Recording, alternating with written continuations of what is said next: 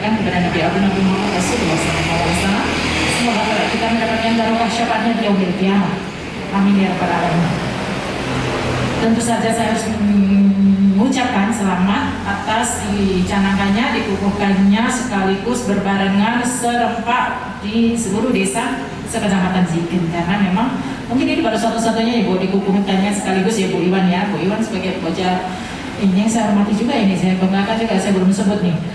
Tim saya dari Kabupaten Pokja 4 diketuai oleh Pokja Ibu Iwan, Ibu anggotanya Bu Rusdiana, dan dari mewakili dari sekretariat ada Bu Heru. Jadi ini satu-satunya kecamatan yang mengukuhkan sekaligus seluruh desa. Memang saya menyetujui hal ini juga karena tadi yang disampaikan efisien waktu, efisien biaya, efisien tenaga, dan ya di satu titik sehingga saya bisa melihat juga berkesempatan hadir. Ini lebih enak ya Pak ya, irit ya. Udah nak membuat situ-situ aku kurang hati mana, gitu ya. Oke, jadi ya enak seperti ini. Tentu ke depan jangan sampai ini hanya pencanahan dan pengukuhan sebatas itu. Ada hal-hal yang harus lebih kita konkretkan programnya atau aksi kita, bukannya seperti apa, menyampaikan program seperti apa, dan di bawah seperti apa. Tadi sudah banyak disinggung oleh Bapak Camat LH terkait apa tupoksinya sih gagah bencana. Tadi saya juga sudah singgung bahwa gagah bencana ini merupakan kehendaknya Pak Presiden melalui disampaikan dan diterjemahkan oleh Bapak Kemendagri, Bapak Tito Karnavian. Lalu beliau meminta tolongnya kepada Ibu Tito Karnavian sebagai Ketua Tim Gerak PKK Pusat. Dan saya juga ketiban provinsi, kabupaten sampai ke desa ini ketiban program itu, sehingga mau tidak mau memang harus kita laksanakan dan menjadi laporan baik ke provinsi dan pusat. Dan alhamdulillah Kabupaten Blora ini masih satu-satunya kabupaten yang sudah mengentaskan pencanangannya di semua kecamatan. Semua kecamatannya 16 kecamatan, dan itu baru satu-satunya se-Indonesia, baru Blora.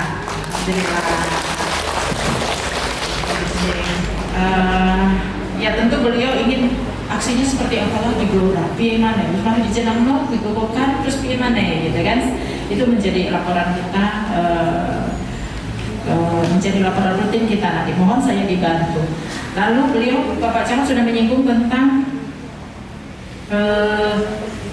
tupoksinya tadi ya.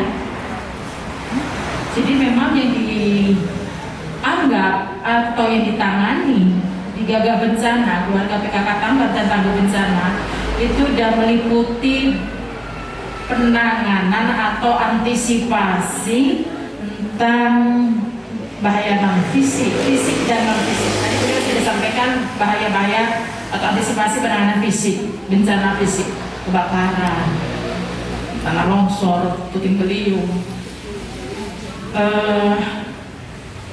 Ada bencana non fisik. Sebentar sebelum menyinggung Bapak Jiworejo, saya turut prihatin ya atas tadi pasti menuju ke sini itu tadi ya, begitu ya informasinya ya, menuju ke sini ya. Ya, insya Allah kita sempatkan untuk menengok jika memang sedang akan melakukan perjalanan ke sini. Semoga beliau dalam keadaan yang bisa ditangani dengan cepat dan baik-baik saja kepada yang iya. Bencana kebakaran Pak, rata-rata bencana kebakaran di Blora itu karena berdiam Pak. Bukan berarti yang tadi tidak penting, tetap penting karena memang gawai atau HP ini sudah keseharian kita juga, penting juga. Tetapi di sekitar kita yang hampir semuanya melakukannya, hampir semuanya masih ya karena berdiam ini ada di sekitar kita. Berdiam ya, betul ya, saya ngomongnya berdiam apa berdiam? Berdiam. Jadi kemarin saya sampaikan kepada Bapak BPBD bagaimana ya Pak mengantisipasinya. Kalau kebakaran di wilayah dapur saya sudah sampaikan bahwa ibu-ibu, ini Pak Kades mohon sewu ya, mungkin ini bagian dari program ya Pak, menghadirkan tindakan, mengundang atau BPBD untuk dikasih keterampilan tentang penanganan kebakaran di wilayah dapur. Nah, ini beberapa desa di kecamatan lain sudah melakukan itu. Nah, harapan saya di Diken juga. Jadi kita mengatasi dapur, kebakaran di wilayah dapur ini Bu, kompor-kompor yang bakaran ya, kompor yang gasnya bocor, ya, ketika sudah masak gasnya bocor itu ternyata bisa kita tangani dengan cepat. Saya juga ilmunya dari Damkar, dari BPBD juga. Jadi kalau selangnya kebakar itu dilepas Bu, pelan-pelan. Iya, rencananya harus kebakar kok. Ya, dilepaskan, diputer, lalu dimatikan dengan ujung jari kita. Sudah terlepas, api masih membara, apa masih nyala itu ya. Itu bismillah ditutup dengan jari, bisa Bu. Boten panas Bu, boten. Saya udah praktekkan, saya bilang boten karena saya sudah praktek. Jadi gasnya ditutup dengan ujung jari, lalu dimatikan, itunya mati Bu. Terus selangnya kebakar kita tutup dengan handuk basah, keset basah. Ya memang syaratnya tidak boleh mani, harus berani ya itu Bu, paniknya itu loh Bu, ya makanya butuh berlatih. Yeah. Di depan ngomong di depan ini nggak langsung terus bisa kan, harus beberapa kali, akhirnya menjadi tidak drejet. Ya memang berarti butuh berlatih apapun itu, kalau memang ini butuh berlatih. Jadi begitu harapan saya nanti Pak Kades bolehlah mendatang menghadirkan beliau di Damkar ini untuk mengatasi seperti itu. Begitu juga kalau misalnya kebakaran juga ditutup dengan handuk basah tadi, kompornya, arah anginnya harus kita cermati, arah anginnya kemana. Kita nggak boleh melawan arah angin, kita ambil belakangnya, ditutup pelan-pelan pakai handuk basah atau geser basah atau karung boni yang sudah dibasah, ditutup. Terus agak mau dipeluk gitu, ditutup. Nah, saya pun sudah mempraktekkannya. Mudah, pengen coba nggak Bu? Pengen nggak ya? Materlah Pak Kadesnya ini bisa menghadirkan beliau, dan atau kerjasama aja sifatnya, karena tentu Damkar dan PPBD juga punya program sosialisasi seperti itu, tinggal disapa saja. Mungkin Pak Camat nanti bisa, atau Bu Camat nanti ya, Ketua PKK Desa maksudnya, untuk bisa memberikan di wilayah ibu-ibu khususnya gagal bencana, ini pengurus gagal bencana, itu bencana-bencana fisik, dan kita meliputi gagal bencana juga meliputi bencana non fisik, di mana bencana non fisik stunting itu bagian dari bencana non fisik yang juga harus kita tangani bersama-sama. Banyaknya pernikahan ini juga harus kita selesaikan, bagian dari program gagal bencana.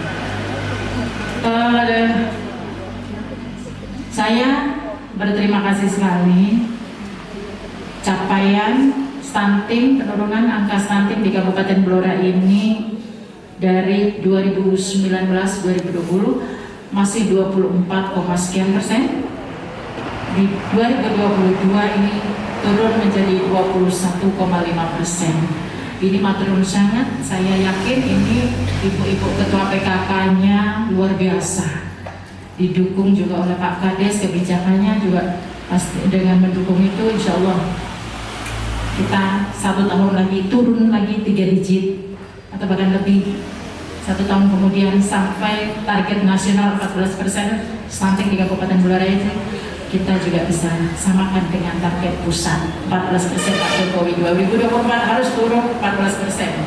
Saya pun demikian ingin membantu Pak Bupati dan Wakil Bupati untuk menurunkan angka stunting menjadi 14% dengan bantuan ibu-ibu semua ya Bu, juga tentu bapaknya ya Pak, saya Bu ya Pak ya. Juga saya masih berharap untuk siapa Pak Ibu, senang saya juga. Jadi saya juga mohon untuk disupport seperti itu, support perdesnya Pak. Andai kata ada fokus di penurunan stuntingnya di situ, ini disupport dengan aturan desanya. Ini lebih menguatkan kita lagi. Kalau mau concern juga di ada peraturan pernikahan anak supaya rendah atau butuh support seperti apa dari desa dalam bentuk apa, dikuatkan lagi dengan perdesnya gitu Pak. Apapun gitu, barangkali pemanfaatan lahan pekarangan kok dilarang tak perdesnya seperti mungkin saya pernah sampaikan, memberikan contoh di Wonosobo ini kan, salah satu desanya menjadi kunjungan belajar banyak kabupaten sehingga PAD-nya naik drastis. Itu karena kunjungan-kunjungan kita, karena dia atau desa tersebut concern dengan pemanfaatan lahan pekarangan. Jadi satu desanya di lahan pekarangannya dimanfaatkan sedemikian rupa, ada penggerakan pemanfaatan lahan sedemikian rupa, lalu disupport dengan adanya perdes apa yang mengganggu, apa yang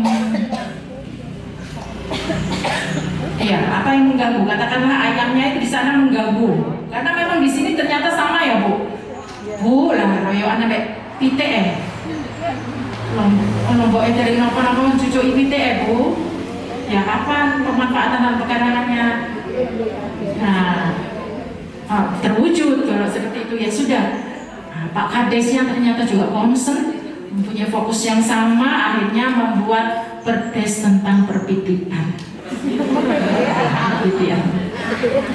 Nopo yang diatur bagi warga yang punya ayam wajib dikandangi, wajib dikurung gitu ya, jangan dibeleh Bu, wajib dikurung. Artinya setiap warga punya ayam juga, punya lahan pekarangan yang produktif juga, sehingga ya jadi menjadi penilaian. Apa yang terjadi ketika menjadi kejuaraan? Maksudnya di sini rakat itu hanya di awal, itu pasti ya. Pasti kalau kita menuju suatu kebaikan kan ada perjuangan, biaya dan tenaga dan sebagainya. Tapi itu di awal.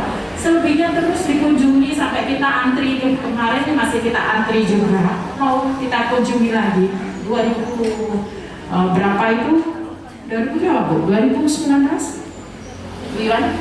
Di Wonosobo pas kunjungan ke sana itu kita pengen ke sana lagi, itu menjadi antri, dan setiap yang sudah ke sana pasti pengen bawa sesuatu pulang dari sana. Itu pasti akhirnya UMKM-nya naik di sana. Terus ada tempat wisata, mari kunjungan di kono, ayo nih desa wisata ini, tempat wisata di situ, akhirnya naik juga, PAD-nya naik beberapa kali lipat.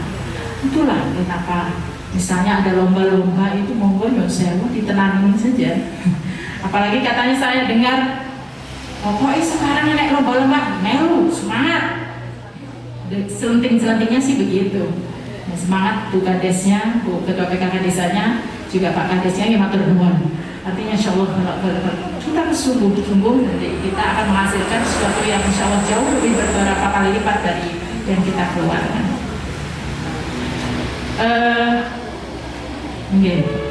Para kita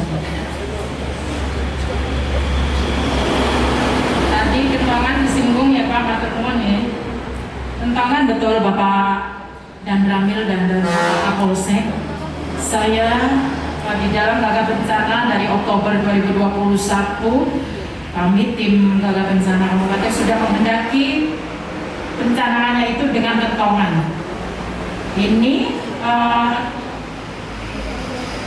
kentongan ini betul manfaatnya masih luar biasa Pak.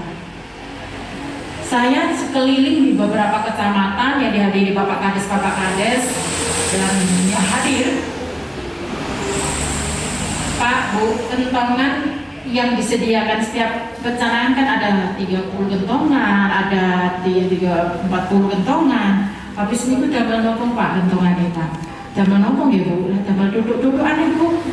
Duduk-dudukan. Ada damel nopong ya Bu, nggih secara mau Bu. Nah, banyak yang menjawab seperti itu, banyak, hampir semua. Ini tidak menyalahkan, tidak, tetapi inilah kenyataannya bahwa di era yang teknologi ini kita lupa hal-hal yang dulu kita pernah pakai. Kita lupa di zaman segini, bahkan sampai pelosok desa pun menjadi lupa betapa efek luar biasanya teknologi ini meninggalkan hal-hal yang memang ternyata masih dibutuhkan. Nah, ini kami ingin menggerakkan. Saya khususnya ingin tekankan bahwa kentongan monggo diberikan kepada lansia-lansia di desa Panjenengan yang sebatang kara khususnya, atau yang Pak Nek, Mbah Tuti yang sudah tidak memungkinkan lagi pakai handphone, pakai teknologi, monggo itu didata. Ketika sudah didata, berikan kentongan, berikan, sampaikan kepada beliau Mbah Yatmo. Nah, disampaikan.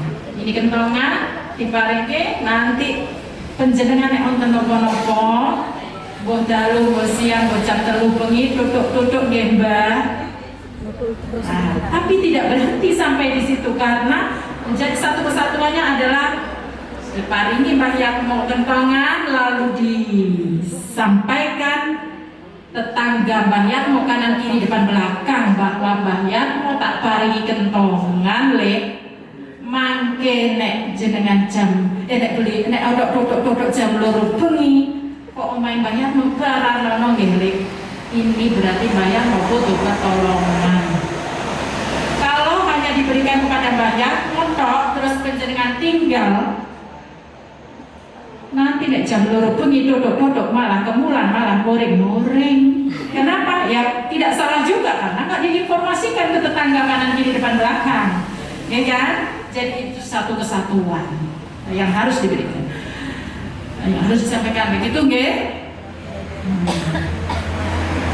Jadi saya mohon kembali didata lansia di wilayahnya.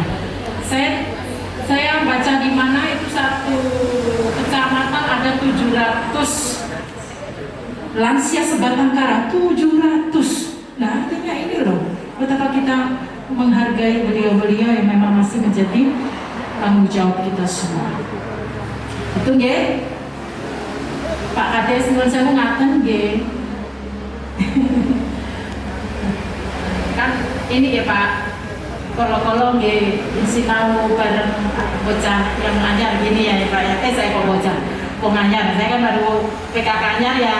Tapi kalau bolehlah sinau kita suatu saat, saya sinau juga kepada Pak Kades, kepada ibu-ibu kader, ketua PKK desa apalagi yang memang sudah lebih senior.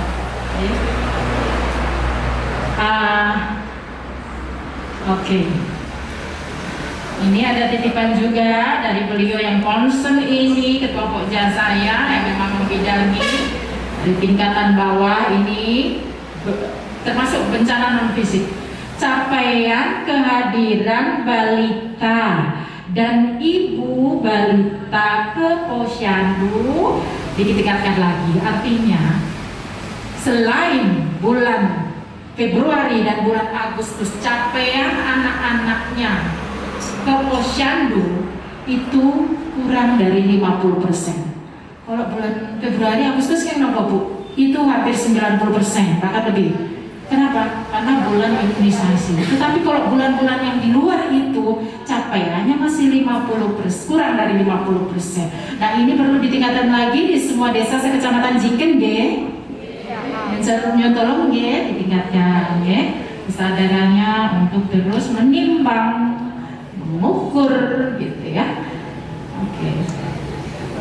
Balita yang sudah lulus imunisasi 9 bulan itu sudah selesai biasanya, itu boten dijak lagi ke Posyandu, padahal itu masih perlu penimbangan, pengukuran dan lain sebagainya masih perlu. sehingga itu masih menjadi ya hal yang harus digerakkan lagi, ditingkatkan lagi ya Bu ya, menjadi ya katakanlah menjadi wajib lah anak-anak ini, karena anak dulu dan anak sekarang beda. Sekarang kebanyakan jajan, tingkat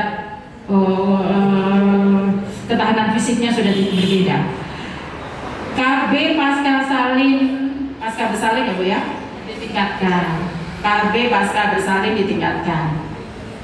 Begitu Bu, KB-nya kurang di Flora ini masih berapa Bu? Kemarin dibacakan Bu, 45% ya. Dari 100% 45% kita ini capaiannya, mohon nanti ditingkatkan ya Bu di desa Bu, kepala ketua PKK desa ya Bu ya. Kakean pesenan nih kok ditulis apa lupa ya? Boten ya. Oke, tim pendamping keluarga di desa ada tim pendamping keluarga yang sasarannya itu ada 4 Bu. Tim pendamping keluarga yang perlu ditingkatkan juga dengan sasaran catin, calon pengantin, didampingi gitu ya, diberikan himbauan penyuluhan seperti ya apa sebagai tupoksinya TPK.